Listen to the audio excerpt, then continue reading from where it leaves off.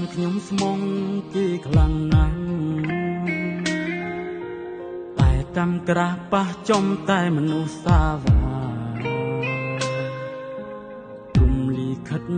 អើយអ្នករវល់ទៅណាដឹងទេសងសាខ្ញុំនាងសំបែកហើយ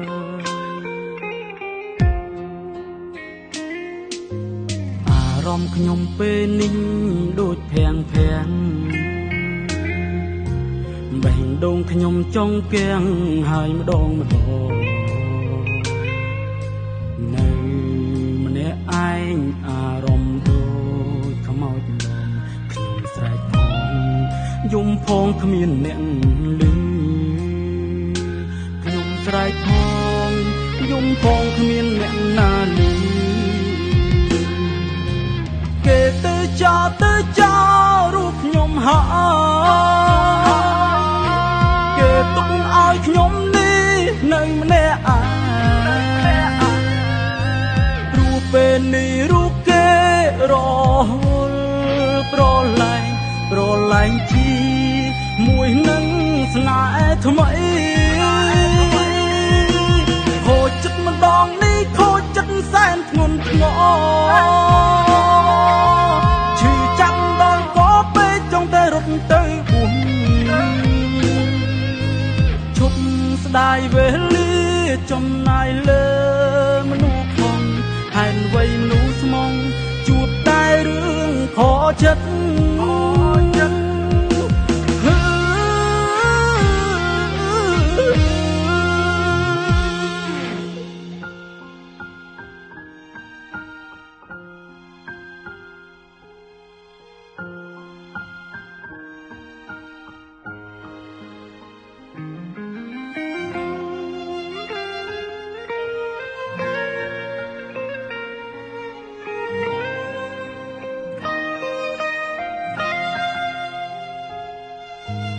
អារម្មណ៍ខ្ញុំពេលនេះ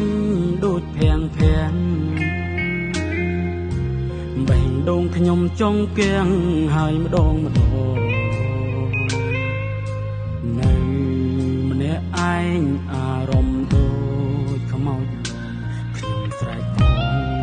យំផងគ្មានអ្នកឮខ្ញុំស្រែកផងយំផងគ្មានអ្នកណាឮគេទៅចោលរូបខ្ញុំហើយគេទុកឲ្យខ្ញុំនេះនៅម្នាក់ឯ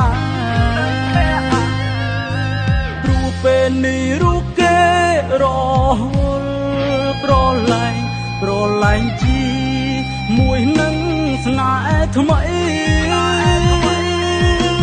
ខូចចិត្តម្ដងនេះខូចចិត្តសែនធ្ងន់ធ្ង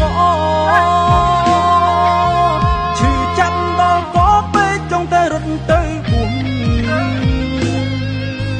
ឈប់ស្ដាយវេលាចំណាយលើមនុស្សផង